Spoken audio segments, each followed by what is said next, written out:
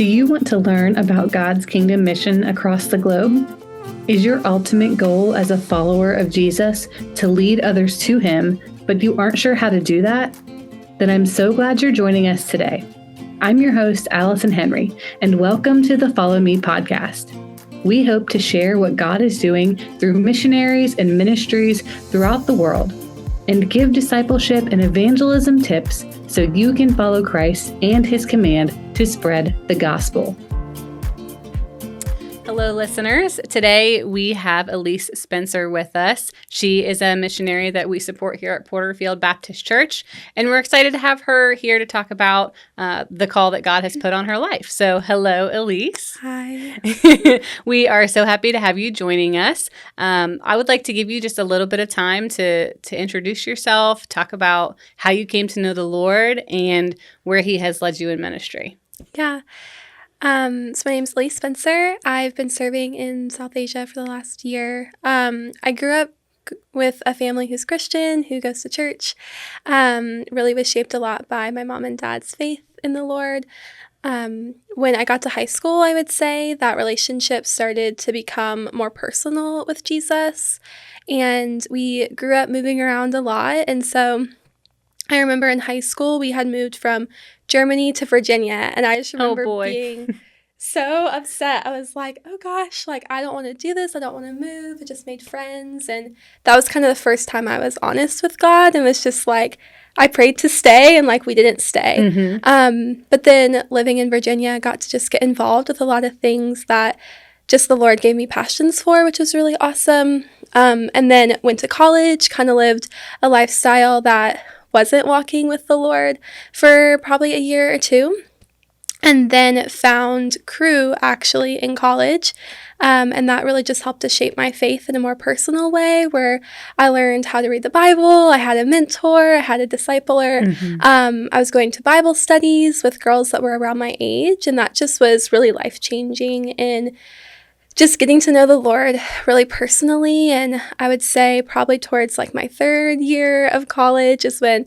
I fully surrendered my life to the Lord and just was like, whatever you have for me, I'll do. And that's kind of where I just saw the Lord leading me to maybe do missions. And that was shaped a lot by, I would say, my time with Cru, just watching people who made sharing the gospel just a normal part of their day.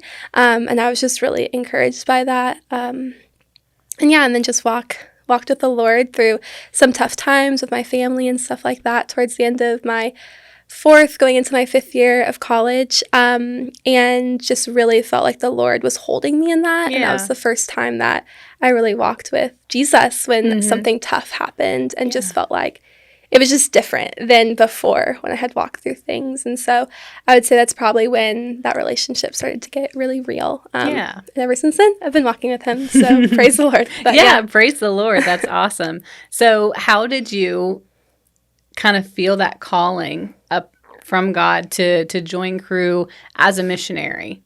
Yeah, so I would say in about high school, I really felt the Lord put a call on my life to bring hope into dark places. I just felt like that was something that I was going to do. I wasn't exactly sure how. And then went to college and just was like, okay, I feel like I'm supposed to do something like that, but I'm not sure exactly what. Was really interested in human trafficking efforts, that sort of thing. Worked a lot with that in college. And then when I found Cru, I was like, just realized there was so many people that needed the gospel. And after my life was completely changed by the Lord and just giving my life to Him and giving my future to Him, realized that there's a lot of young people that don't know Him, and that made me really sad and feel burdened for the lost, those who don't know the Lord. And so I went on a summer mission with Cru to Branson, Missouri, which was pretty random, but my discipler encouraged me to go, and so I went. And actually on that mission trip, I met this couple who was going to South Asia for 2 years, and they were inviting recently graduated students to come with them. And I remember being like, I could go because I'm going to graduate in a year. I was like, but that's not really my plan. I'm getting my master's. Like, I don't know about this. But just felt this like just this almost like soft pressure, like, okay, you need to go say you're interested. And so it was like, went up to Joe, who turned into being my team leader this past year, and was just like, Joe, I think I'm interested, but I don't really know. And we just talked about it. And when we were talking about it, I was like, okay, I've learned a lot about this region when it comes to anti-human trafficking and people who are suffering, and I just didn't realize the need for the gospel there. Yeah. And so it's just feeling like, okay, Lord, I feel like this might be something you have for me, but I don't know how or why or what. And I would say over the year before I left, just felt like there was confirmation after confirmation from the Lord. And I just, even the specific place I was going, it just felt like every room I walked in, people were talking about it. Yeah. And I just was like, okay, I feel like I'm supposed to go. And yeah, I would say in about the spring, I decided, okay, I think I'm going to do this. I'm going to say yes. And just said yes to going, and felt like the Lord, even over this last year, I felt a confirmation of like, okay, still wanting to feel like I want to relieve or help people who are suffering, but also just really wanting to bring the gospel to people. And even living in South Asia, just felt that confirmed of like, this is something that I want to do. And I feel like he called me to do. So yeah. Absolutely. The Lord works in crazy ways when he's leading you to a specific path. He will just put tiny little confirmations, like one after the other, and you slowly see them compile, like, how did I miss this whole time? So totally understand where you're coming from. So with Crew, you interned there this past year. Talk to us a little bit about what your ministry was like, what you did on a day-to-day basis. Yeah, so went to South Asia for a year. We left in August of last year, and our goal was to launch movements on campuses in one of the most unreached areas in the world.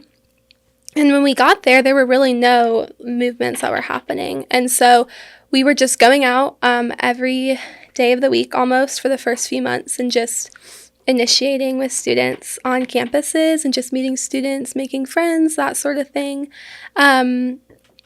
And so, yeah, we did essentially evangelism. There it looked a little bit different because it is a secure country. So felt like we had to wait a couple of meetings before sharing the gospel with students there. So had a lot of just relationship building, things like that. By the end of the year, we actually had a Bible study that met every other week, which was a really awesome just move towards having sustainable movements on campuses there. And so, yeah, we did that. And then we also did a couple different like vision trips throughout the year, just to other parts of South Asia.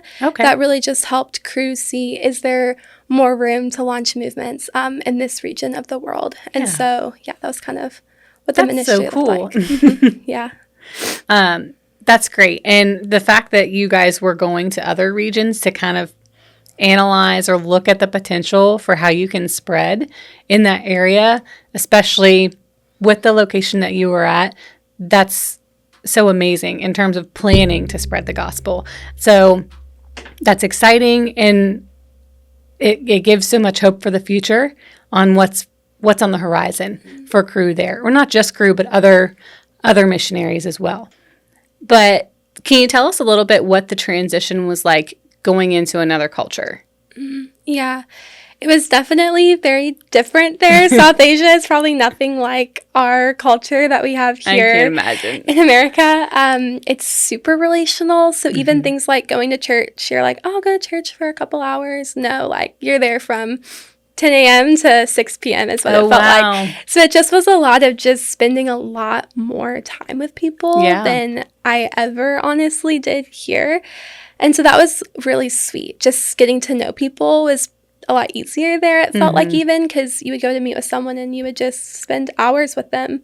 And so it felt really easy to build relationships that were really deep. And then also just the food was so different, but it was good and awesome. And then, the culture there, even with ministry, was just like, the relational aspect was huge. Just getting to meet people, even meeting people's families, things like that was really important in building trust. And then just the way in which we would go on campuses. Like, you can't go onto a campus really in South Asia. Okay. You kind of just are walking around it and meeting students at coffee shops or just walking on the street, that sort of thing. So yeah, it was definitely a lot when we entered in, but by the end of the year, it felt like home. So I felt like, okay, this was just really sweet. Like, the culture is so different, but it is just really beautiful and diverse. And yeah, the students that we had came from all over the country to come to like go to college there. So even got to experience a lot of different South Asian regions and foods just by knowing students that came from somewhere that was far away to come to college. Yeah. So yeah. Was it hard to enter those conversations with people, or were you under the impression this is what I'm doing, I have to do this, so it kind of took the pressure off? What was that like? Yeah, so I think entering into conversations with students at first, I was like, I'm just going to go to a coffee shop and sit next to you and be like, because you're not saying, do you want to know about Jesus? You're just like, do you want to be my friend? Yeah. Like, it just is so, it's sweet, but it also is like, I feel like I'm, like, this is just awkward. But people were so nice. So after the first few conversations, we just realized, like, people like to talk there. They like to meet new people. And it felt easy. I even feel like the Lord just guided us to people who were also wanting new relationships or new friends or things like that. And so I really felt the Lord's hand in that, of like taking that pressure off. The first conversation, I was like, this feels weird. Or even when we went to evangelize and just being like, oh, like, this is going to be maybe feel a little awkward, but it's okay. Like, because this is what we feel like the Lord's leading us to do, or the person that he's leading us to talk to. So yeah. That it's kind of weird to picture what that would look like here in the U.S. I picture me sitting down next to somebody at a coffee shop and them just looking at me like I'm a weirdo trying to initiate conversation. But even though the reality is their hearts probably are craving something, you know, if they took the time to speak to us, then that might be the reality. So that's kind of an interesting point of view, that you would just do that and look for conversation. Maybe that's a challenge to myself and maybe some other listeners, as far as how to look for those gospel opportunities. But now you're here in the U.S., right? For the next couple of months or so, what does the future look like for you? Are you staying with Crew? Are you going back to South Asia? What's on the horizon? Yeah, so I will be staying with Crew for another year. I won't be returning to South Asia. I'll instead be kind of transitioning from doing campus ministry to working with their humanitarian side of ministry. That kind of part of the organization is called Unto. And so what they do is they work to relieve suffering, You're okay. to reveal suffering, to restore dignity, and to reveal hope. And so they're doing that through going to some of the toughest places in the world and really just working to bring some aid or clean water or food, and also sharing the kindness of Jesus and the gospel through doing those things. And so I'll be serving with them. I'll live kind of stateside, as well as doing international travel, some short-term trips where I'm going international and just serving to try to get the aid that's here to those places. Will be a big part of my year. But yeah, I'll be transitioning into doing more of that side of ministry for the next year or so. That's very cool, especially because I have gotten the chance to hear some of your heart for that side of things. And in college, you were preparing and kind of studying that region anyway. So being able to take all of the knowledge that you did build up and then go in and live and experience this different part of the world, but now God can use it to connect to other things. So now you'll be able to connect suffering, but then also still bring all of the gospel hope that you have been trained to share just through building relationships, which is amazing. So with that said, what is a way that people can come alongside you and really support you in this next step of your journey? Yeah, so one big way is through prayer. As we ask people to partner alongside us, that's the main thing. Even last year, I saw just the way that prayer moved and shaped just a lot of our work. And then the other thing is I am fully self-supported, similar to last year. So if you do feel called or encouraged to give financially, there is a way to do that through going to my giving page with Crew. Yeah. Okay, that's great. We will get the link for your giving page and make sure to share it in our show notes. But thank you so much for being with us. This is our first talk with you. Our second talk, you will be able to share more about an experience and how God impacted you in your time with Crew recently in South Asia, but then also kind of encourage us and give us some tips and advice for how to do this evangelism and discipleship thing. So we look forward to that discussion with you. Awesome. Thank you so much. Thank you, listeners, for joining us. If you have enjoyed our show and want to hear more, please subscribe wherever you're listening. We long for people of all nations to be reached with the gospel, because John 3:17 says, God did not send his Son into the world to condemn the world, but in order that the world might be saved through him. And we are called to help in that process. We are in the ministry of reconciliation. If God lays it upon your heart, please share our podcast so that people can be inspired and equipped to make disciples and follow Christ as he commands. Until next time, we pray God empowers you as you seek to follow him.